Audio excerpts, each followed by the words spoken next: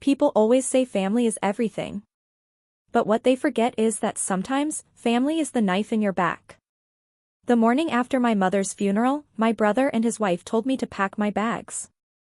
They wanted to sell my childhood home and take everything she left behind. And when I refused, they threatened to have me declared mentally unstable, just to erase me from my own life. What they did not know is that my mother left something behind. A letter. A warning. And evidence that destroyed their entire plan. This is the story of how I survived the people who should have protected me. And how I won. I always believed that loyalty was the glue that held a family together. I believed blood meant something. I believed grief softened hearts. But I was wrong. The morning after we buried my mother, I walked into the quiet, echoing halls of the Carter estate, the home I grew up in. The house felt heavier than it ever had, filled with memories that clung to the walls like shadows. Everywhere I looked, I saw pieces of her. The floral curtains she sewed herself. The framed photos lining the staircase. The smell of lavender she loved so much lingering in the air. I set my hand on the wooden banister and closed my eyes. I felt 17 again, clinging to her hand and swearing I would never leave her side. But now she was gone. And the silence wrapped around me like a suffocating fog. I walked into the kitchen, expecting empty quiet. Instead, I found Ryan, my older brother, and his wife Valerie seated at the table. Coffee cups in front of them. Papers spread everywhere. No tears. No grief. Just tension thick enough to slice through. Valerie looked up first, offering the kind of cold smile that held no warmth at all. Morning, Lena. Finally awake. I ignored the tone. I was too tired to fight. Could not sleep, I said softly. Ryan leaned back in his chair, arms crossed, eyes hard and calculating. A look I did not recognize from the brother who once braided my hair and protected me from bullies. Losing Mom changed something in him. Or maybe it simply revealed who he really was. We need to talk, he said. There are decisions to make. Decisions? My voice cracked. Mom passed away yesterday. Can we please just breathe for a moment? Valerie clicked her nails against her coffee cup, impatience dripping from every gesture. This is important. The estate needs to be transferred, assets organized, and the house prepared for sale. The sooner we handle it, the easier it will be for everyone. My heart stopped. For sale? I repeated. This is our home. We grew up here. Ryan's expression tightened. We need the money. The taxes alone are more than this place is worth. We are not going to drown in debt just because you are feeling sentimental. I stared at him, stunned. Mom wanted us to keep the house. She told me that. Valerie let out a laugh that sliced through the air. She told you? That is convenient. I felt heat spread through my chest. What are you talking about? Valerie slid a document across the table. This is the petition to transfer property authority to Ryan. He has already signed. We just need yours. Once it is processed, we can sell the house and distribute the money fairly. Fairly. The word tasted like poison. I am not signing anything, I said, stepping back. Valerie's expression sharpened. I thought you might say that. Which is why there is something you should know. Ryan spoke next, voice flat and emotionless. We have already consulted an attorney. Given your history and current emotional condition, they agree that you may not be mentally stable enough to manage your inheritance. If necessary, we can request a psychiatric review and legal guardianship placement. It would be best if you do not force this. I froze. Are you threatening me? No, Valerie said sweetly. We are trying to protect you. You are fragile right now. You always have been. People know about your anxiety. It will not be hard to prove you are unstable. My hands shook. You would do that to your own sister? Valerie stood slowly, leaning close enough that I could feel her breath on my cheek. We will do whatever it takes to ensure this process goes smoothly. Sign the papers. Or be removed from the decision entirely. The room spun. My heart hammered against my ribs so hard I thought it would break. I stepped backward until I hit the counter, struggling to breathe. You cannot control everything, I whispered. Ryan stood. We already have. And then I saw it. The envelope stacked neatly beside the papers. Legal correspondence. Financial records. A stamped request for a mental competency hearing. They had prepared everything. My voice shook. How long have you been planning this? Ryan looked away for a moment, then back at me. Since Mom got sick. The words felt like knives. Valerie lifted the stack and tapped it into alignment. You have until tomorrow morning to sign. If not, we will proceed without you, and the court will remove you from the process entirely. Do yourself a favor and think carefully. Then she smiled. The kind of smile a wolf gives before it attacks. I turned and walked out of the kitchen, feeling the world tilt beneath my feet. I made it halfway up the staircase before I heard their voices behind me. They did not know I stopped to listen. Valerie's voice, quiet and sharp. She will break. She always does. Once she is out of here, we can finish everything. She will not fight. Ryan responded, tone cold as ice. She has no idea what is coming. No idea. But I did now. I closed my bedroom door and locked it. My legs gave out and I sank to the floor, shaking. They thought I was weak. They thought grief would destroy me. They thought I would surrender quietly. Very slowly, I wiped my tears with the back of my hand and lifted my head. They were wrong. I sat on the floor of my childhood bedroom for a long time, shaking, trying to understand how everything had collapsed so quickly. The house that once felt like a shelter now felt like a cage closing around me. My own brother, the person I trusted most, had turned into a stranger. And Valerie. I finally saw her clearly, without the mask she had worn for years. They wanted me out. They wanted everything. My hands trembled as I wiped my face. If Mom were here, she would tell me to breathe, remind me that Carter blood did not break. I closed my eyes and pictured her hand on my cheek, her soft voice whispering gently. Lena, strength is quiet until it needs to roar. I stood on unsteady legs and walked toward Mom's study, the room she spent most of her final days in. The air still smelled faintly like her perfume, a mix of jasmine and vanilla. Sunlight streamed through the lace curtains, painting soft patterns across the desk. I sat in her old wooden chair and stared at the belongings she left behind. Pens, receipts, glasses folded neatly, as if she would return any moment to continue writing notes in her planner. My hand brushed across the desk surface, and something faintly scratched beneath my fingertips. A ridge. A seam. I leaned closer, running my fingers along the wood until I found a small hidden. My dearest Lena. If you are reading this, I am gone. And I know you are hurting. But you must listen carefully now. There are people around you who are not what they seem. Do not trust Ryan. Do not trust Valerie. They have been planning for a long time to take what does not belong to them. I tried to believe love would change them. I was wrong.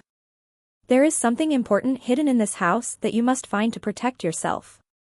Do not let them pressure you. Do not sign anything. Look under the old cedar floorboard beneath my bedroom dresser. You will find the truth.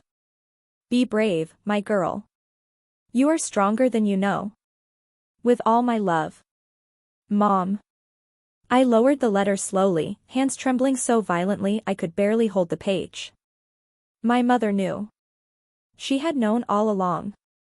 She had tried to prepare me, even in death. A surge of determination shot through me. I rushed upstairs and into her room, kneeling beside the dresser. I pulled out the bottom drawer and felt beneath the base until my fingers found a loose board. I pried it up, heart pounding like thunder. Inside was a small metal lockbox and an old brass key. I unlocked the box and opened it. Inside were documents neatly stacked and labeled. Fraud. Theft. Bank statements. Transfer records. All signed by Ryan Carter and Valerie Carter, showing years of illegal withdrawals from our family business while Mom was sick. And at the very bottom, a signed legal document from Mom's attorney. Full estate ownership left solely to Lena Carter. Not shared. Not split. Not negotiable. The edges of the paper cut into my shaking hands as I realized what this meant. Mom never trusted them. She trusted me. Suddenly footsteps sounded in the hallway. Voices. Valerie's sharp tone cut through the air. Check her room. She must still be here. I shoved the documents and key back into the box and slid it quickly into my bag just as the door handle turned. I barely had time to stand when Valerie and Ryan stepped inside. What are you doing in here? Ryan demanded. I forced my breathing to steady. Saying, goodbye. Valerie's eyes narrowed, scanning the room like a predator. Well, make it quick, she said. We need you downstairs to discuss the papers. You have 1 hour before we move forward without you. I gave a small nod, expression blank. I understand. Ryan stepped closer, his voice low. Good. Do not make this messy, Lena. It will only make things worse for you. A strange calm washed over me. The fear was gone now. All that remained was fire. Without another word, I walked past them and down the stairs. I grabbed my coat and purse, every movement quiet and controlled. At the front door, Valerie called out sharply. Where are you going? I turned slowly, letting my eyes meet hers with a calm she did not expect. To make sure you never touch 1 cent of what does not belong to you. For the first time, I saw uncertainty flicker in her eyes. Then I stepped outside and closed the door behind me. The cold air hit my face like a wake-up call, crisp and clean. I walked to my car with purpose and dialed the one person I trusted completely. My best friend, attorney Sophie Patel. She answered on the first ring. Lena? Are you all right? No, I said, voice steady. But I will be. I need your help. Her voice sharpened instantly. Tell me everything. I looked back at the house, the windows like dark, watching eyes. This is not just inheritance, Sophie. It is war. Sophie arrived at her office before I did. When I walked inside, she was already standing with her coat off, files open, eyes sharp with focus. She had always been the kind of woman who transformed crisis into strategy. Today, she looked like a warrior. Sit, she said gently, pulling out a chair. Tell me everything from the beginning.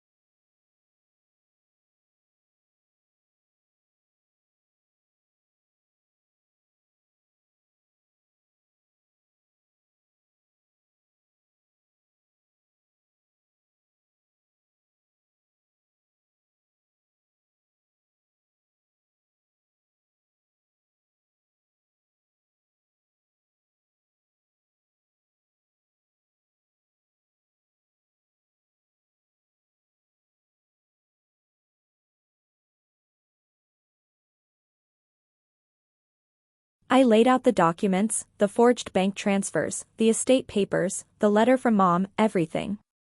Sophie's expression darkened as she examined the evidence. "This is more than inheritance manipulation," she said slowly. "This is financial exploitation, will interference, fraud, and attempted guardianship abuse. They were trying to strip away your legal ability to defend yourself." Her words hit hard. "They were going to erase me." "Yes," she said. "And they planned it perfectly, except for one problem." "What?" "You found the truth." She closed the file and leaned forward. "Here is the plan. We say nothing. We do nothing. We pretend you are confused, scared, and overwhelmed. If they believe they have the upper hand, they will rush and take bigger risks. And when they do, we will catch them." I stared at her. "You want me to act broken?" "Yes. Let them think you are defeated. Predators become sloppy when they think their prey has stopped running." I nodded slowly, understanding.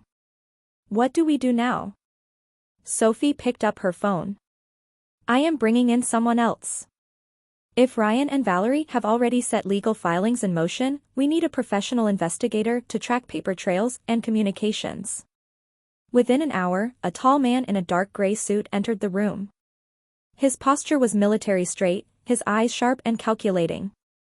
"Lena Carter," he said, shaking my hand firmly. "Detective Harris Lane." Sophie filled me in. "I will be leading the investigation." His calm confidence steadied my breathing. "We suspect they are planning to push the competency hearing immediately," Sophie said. "Lena needs to stay completely out of sight while we gather proof." Detective Lane adjusted his glasses. "I have already traced 2 active transactions that look like attempts to move estate funds into an account under Valerie's maiden name. The paper trail is sloppy. They are desperate already." A strange satisfaction warmed my chest. "Good. Let them panic." "Now," Sophie said, turning to me, "I need you to send Valerie a message. Something emotional. Something that makes you look lost. Play the victim.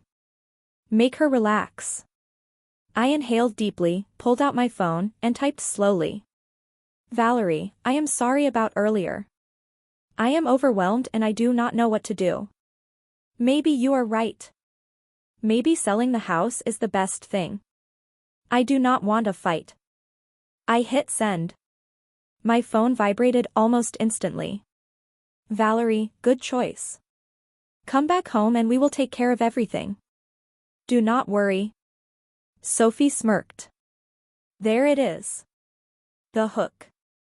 Detective Lane folded his arms. "They will act quickly now.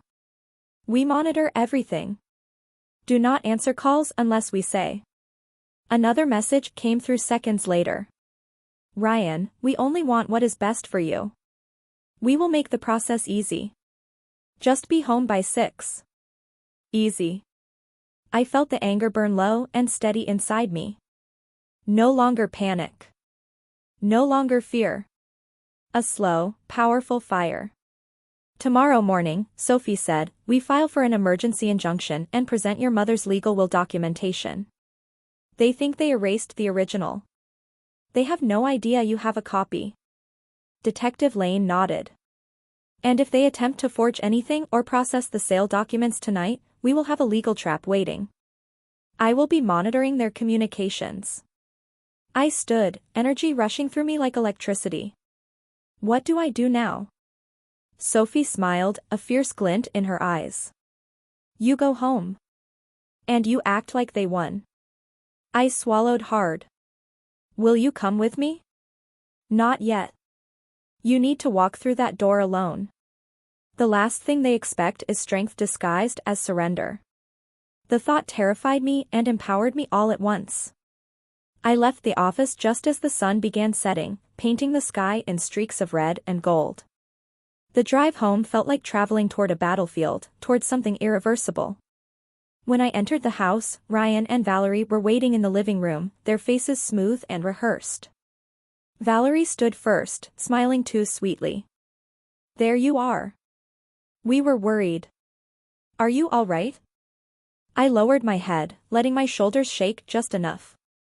I am tired. I cannot do this anymore. If selling the house is what you want, fine. I forced a small broken laugh. You win.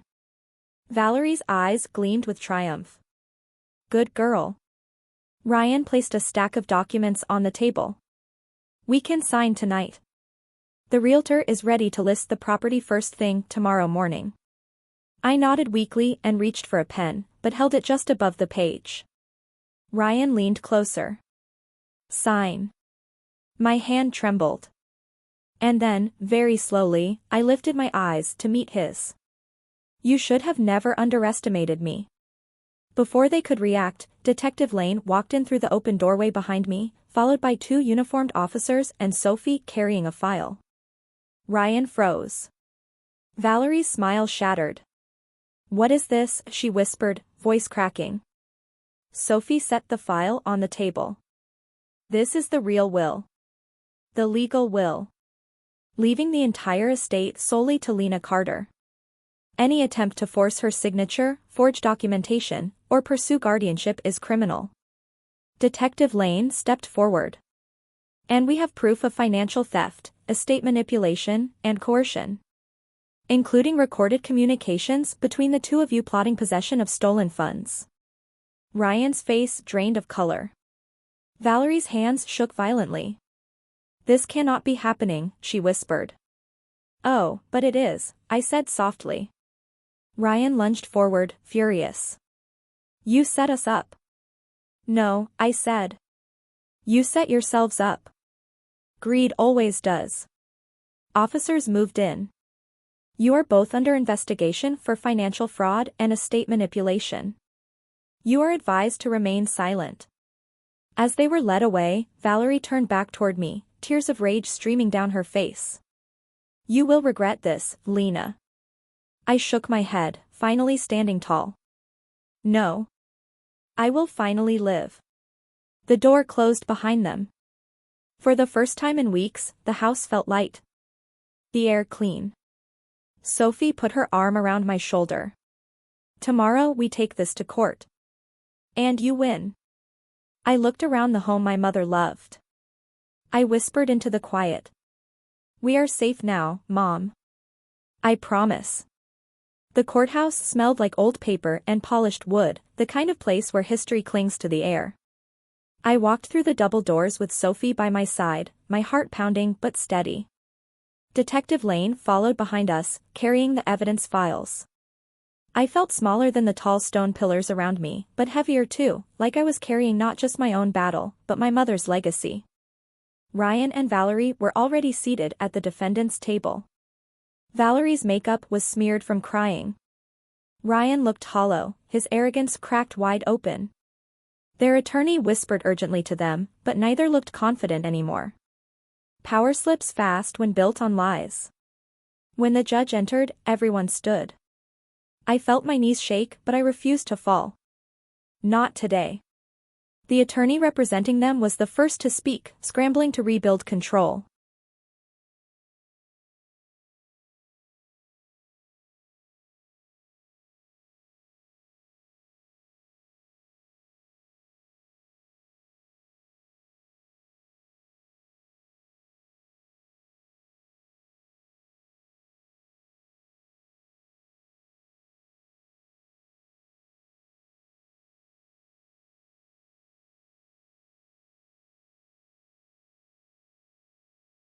Your Honor, my clients have been unfairly accused by someone who is clearly emotional and unstable after the recent loss of her mother. They acted only to protect the estate from financial collapse and to support their grieving family member. These accusations are exaggerated and without merit. The judge turned to Sophie. You may respond. Sophie stood slowly, her voice smooth and sharp like glass. Your Honor, grief is not instability. Betrayal is not protection. We present overwhelming documented evidence of deliberate financial manipulation, covert removal of estate funds, forged signatures, and planned guardianship abuse intended to remove Ms. Carter's legal autonomy and seize her inheritance. She placed a thick folder on the judge's bench.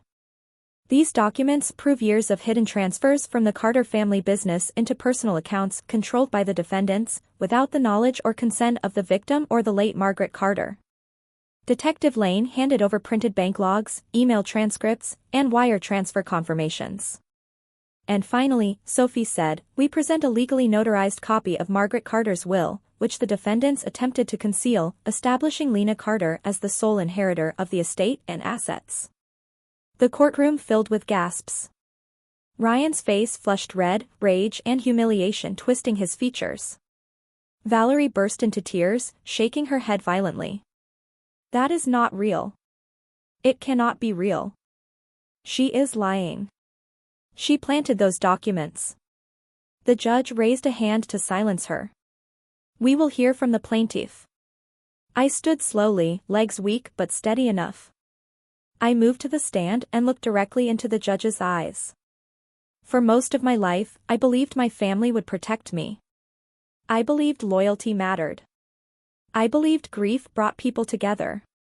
I turned slightly, facing Ryan and Valerie. But I learned something different these past weeks. I learned that greed turns family into strangers. And betrayal does not come from enemies. It comes from the ones who smile at your table while they sharpen their knives behind your back. Valerie looked away. Ryan stared at the floor. I continued, voice stronger. "When my mother was dying, I held her hand every night. They were busy planning how to take everything she built. They thought I was weak. They thought I would break silently. They thought they could take my name, my home, and my future." I leaned forward.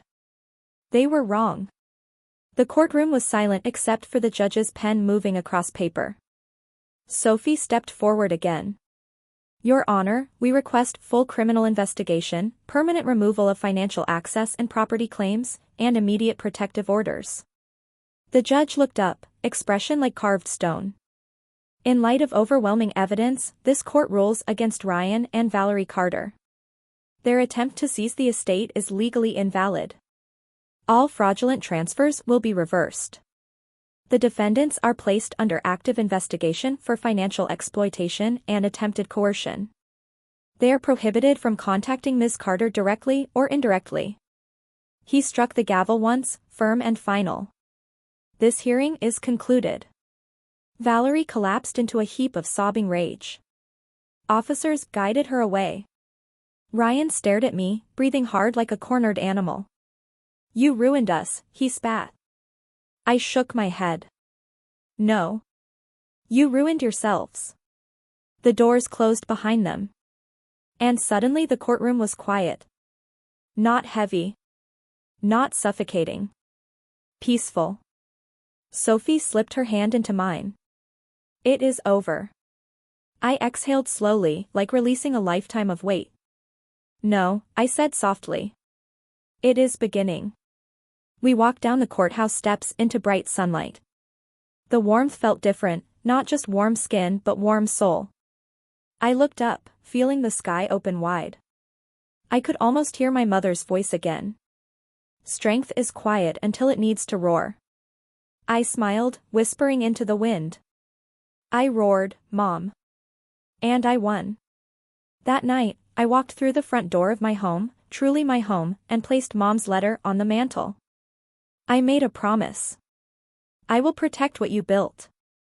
And I will honor your name. Always. And for the first time since the day she died, I felt safe. I felt free. And I felt powerful. If someone has ever tried to take advantage of your kindness, remember this. Silence is not weakness. Tears are not defeat. And strength is not always loud. Sometimes you win by standing up when everybody expects you to fall. Thank you for watching. Subscribe to TwistRoom for more true-style stories with shocking twists and powerful, inspiring endings. And remember, justice always comes eventually.